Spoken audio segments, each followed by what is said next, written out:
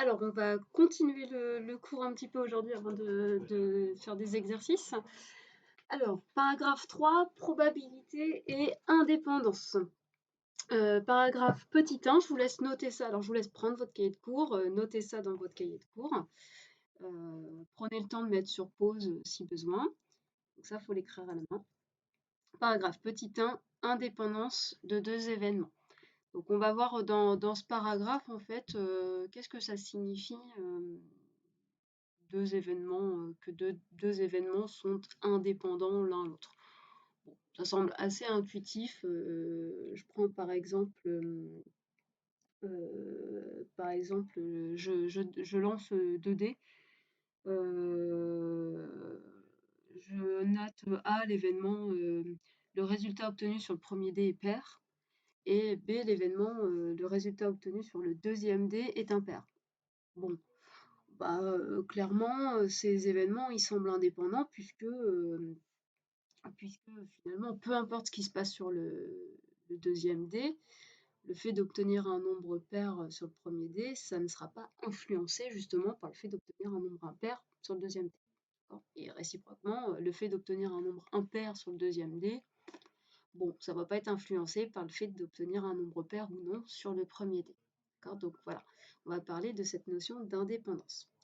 Alors ça, c'est la notion intuitive. Maintenant, donnons-nous une définition propre. Donc c'est parti, dans le cours, définition. On dit que deux événements sont indépendants lorsque P de A inter B est égal à P de A fois P de B.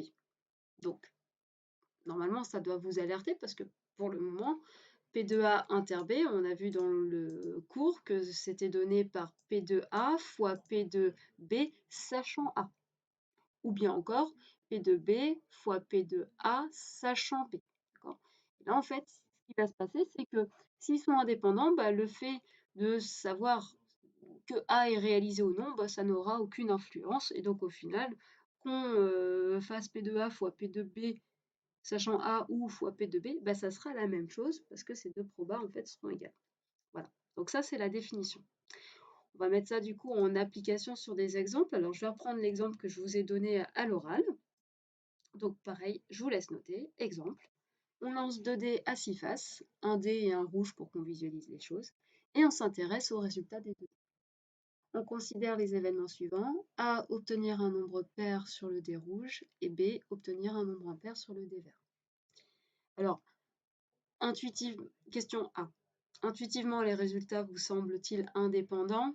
Bon, là, je vous ai un peu vendu le truc justement en introduisant mon cours, donc la réponse, ça va être oui. Il semble indépendant puisque le résultat du dé rouge n'aura aucune influence sur le résultat du dé vert. Maintenant qu'on a fait place à l'intuition, on va essayer de le démontrer proprement. C'est-à-dire qu'on va essayer de calculer P de A fois P de B d'une part, P de A inter B d'autre part, puis ensuite on comparera les résultats. Alors c'est parti. P de A fois P de B. Réfléchissons à la probabilité d'obtenir un nombre pair sur le dé rouge. Alors, si on réfléchit, on a lancé les 2 dés en même temps. Donc on a quand même 6 possibilités pour le dé rouge, fois 6 possibilités sur le dé vert. On a 36 possibilités au total. Alors, j'ai fait un petit dessin, hop, résumant les possibilités. Donc j'explique sur le D1 ce qui peut se passer, et sur le D2 ce qui peut se passer. J'ai bien au total 36 possibilités, 36 cases. P de A, c'est quoi? C'est la probabilité d'obtenir un nombre pair sur le dé rouge. Donc le dé rouge, ça va être mon dé numéro 1. Donc ça veut dire que mon D1, j'ai obtenu soit 2, soit 4, soit 5.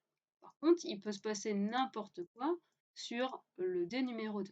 Donc autrement dit, hop, obtenir un nombre pair, finalement, je vais avoir toutes ces possibilités, c'est-à-dire un 2 sur le D1, un 1 sur le D2, un 2 sur le D1, un 2 sur le D2, etc., etc. Ce qui me fait au total 6, plus 6, plus 6, ce qui me fait au total 18 possibilités sur 36 pour P de A.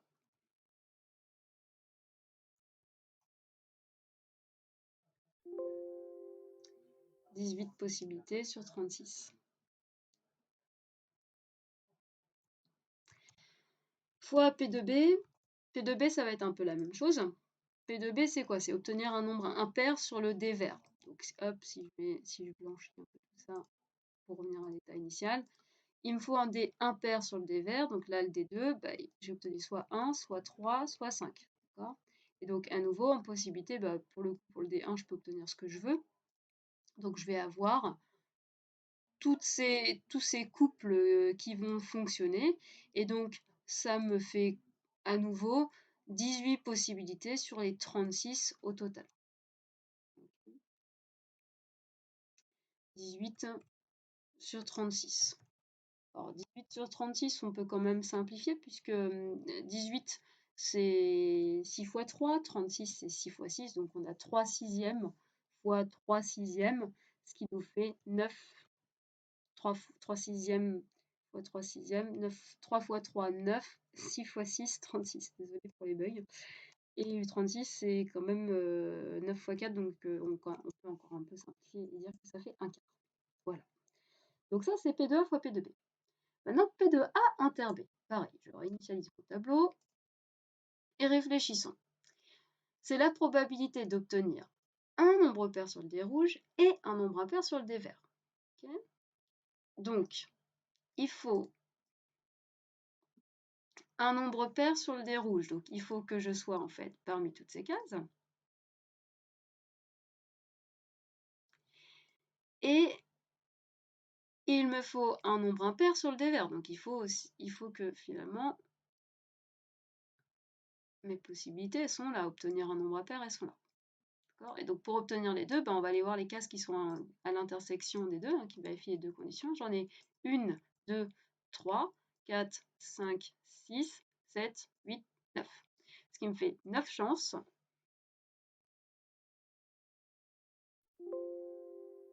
Ce qui me fait 9 chances sur les 36 possibilités à la base. Et donc je retombe bien sur le 9 sur 36 à la base, le 1 quart précédent. Donc bilan des courses. P2A fois P2B est égal à P2A inter B, donc je peux bien affirmer que les événements A et B sont indépendants. Voilà, c'est QFD. Faisons un deuxième exemple. Là, pour le coup, dans le deuxième exemple, on lance un dé à 6 faces et on s'intéresse au résultat du dé. Pareil, je vous laisse noter, n'hésitez pas à mettre sur pause et puis ensuite à réfléchir. On note A, l'événement, le résultat est supérieur à 4, et B, l'événement, le résultat est pair. Intuitivement, les résultats vous semblent-ils indépendants? Donc là, je vous laisse réfléchir, mais en même temps, on peut se faire le raisonnement suivant. Si le résultat est pair, être pair, c'est quoi? C'est 2, 4, 6. 2, 4, 6, 4 et 6, les résultats sont bien supérieurs à 4. Si le résultat est pair, j'ai 2 chances sur 3 d'avoir un résultat plus grand que 4. Si c'était pas vrai, si le résultat avait été impair, impair c'est 1, 3, 5. 1 et 3, du coup, si on tombe sur 1 et 3, le résultat n'est pas supérieur à 4.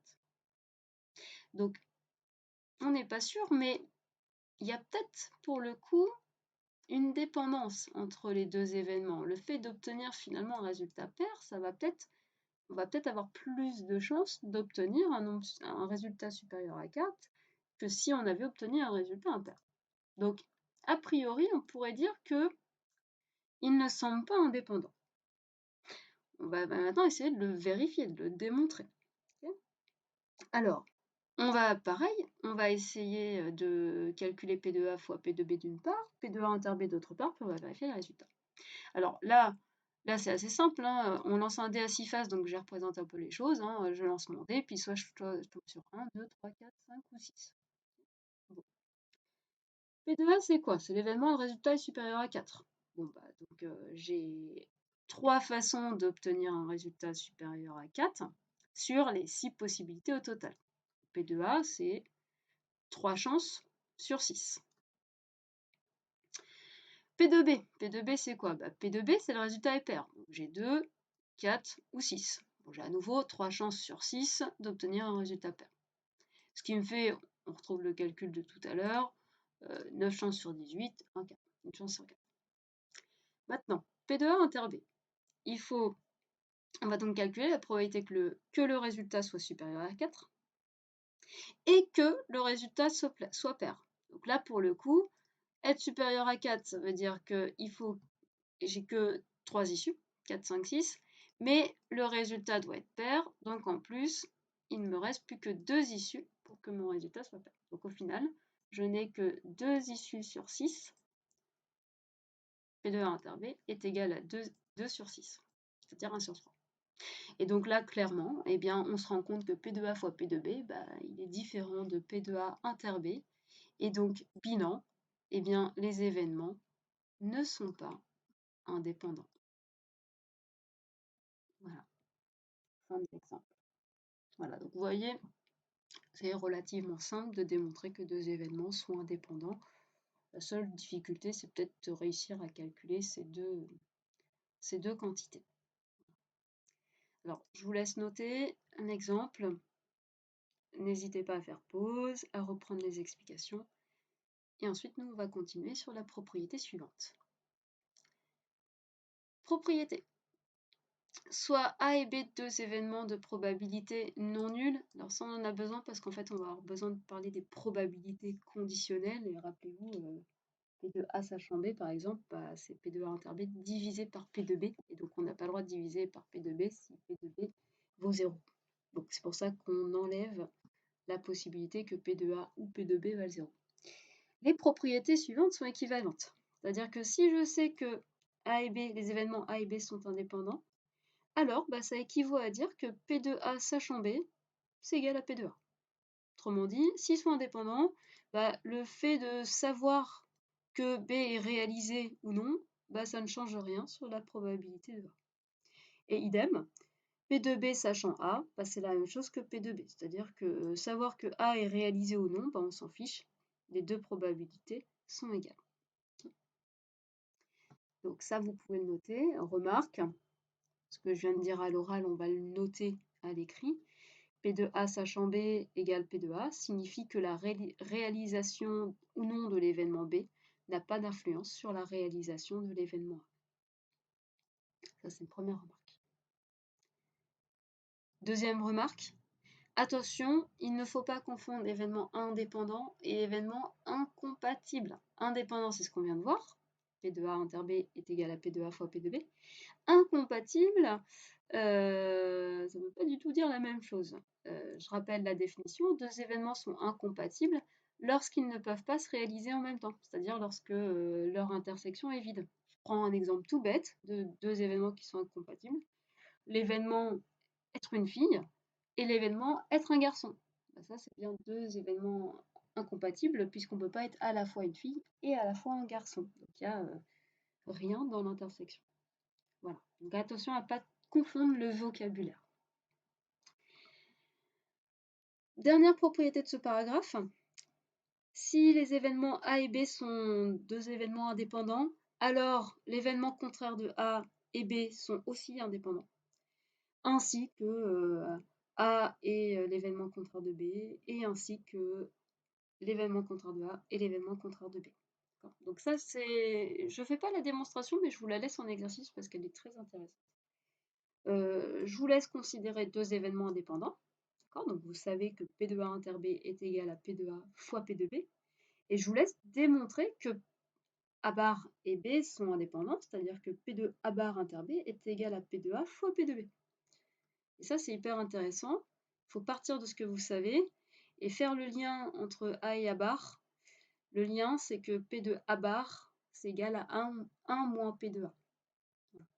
Et vous avez tous les outils nécessaires maintenant pour démontrer, pour vous entraîner à démontrer que A bar et B sont également indépendants. Voilà. Donc, je vous laisse noter tout ça tranquillement et on va terminer notre cours en faisant le dernier paragraphe. C'est juste quelques petites définitions. Succession de deux épreuves indépendantes. Alors, définition. Lorsque deux expériences aléatoires se succèdent et que les résultats de la première expérience n'ont aucune influence sur les résultats de la seconde, on dit qu'il s'agit d'une succession de deux épreuves indépendantes. Alors, quelques petits exemples pour pour illustrer cette définition. Par exemple, on lance 2 fois de suite une pièce de monnaie, on s'intéresse aux faces obtenues à chaque lancer. Ça, c'est bien 2 épreuves indépendantes parce que le résultat obtenu au premier lancer n'influe pas du tout sur le second. C'est pas parce qu'on a obtenu pile au premier lancer qu'on obtiendra que ça va influencer quoi que ce soit au deuxième lancer. Un deuxième exemple, on tire au hasard une carte, puis on la remet dans le paquet. Donc, hop, je remets le paquet à l'état initial, puis on en tire une seconde.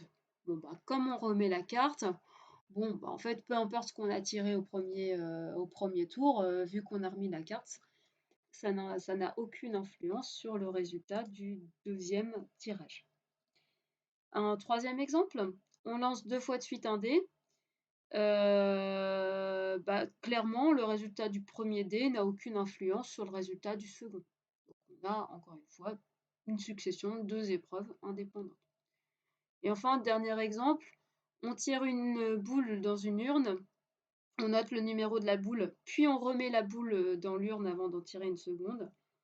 À nouveau, c'est comme les cartes, comme on remet la boule tirée, le résultat, peu importe la boule tirée au premier tirage, ça ne va pas influencer le résultat du second tirage.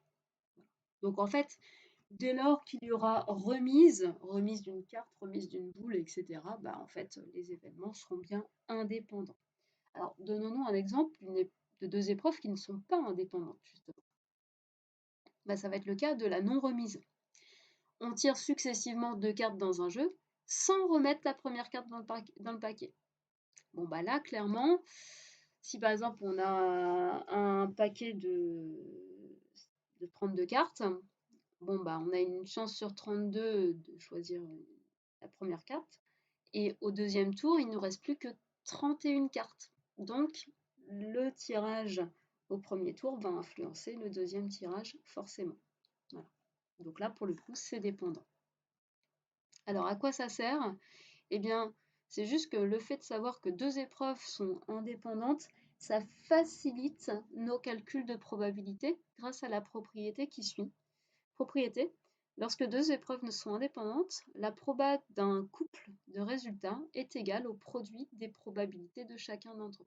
C'est-à-dire qu'on n'a pas forcément besoin de passer par un arbre pour avoir la probabilité du couple. Faisons tout de suite un exemple pour visualiser les choses. On reprend l'exemple du dé. On lance successivement 2 fois un dé cubique. Donc, il s'agit bien d'une succession de 2 épreuves indépendantes puisque le résultat de l'un n'influe pas sur le résultat de l'autre.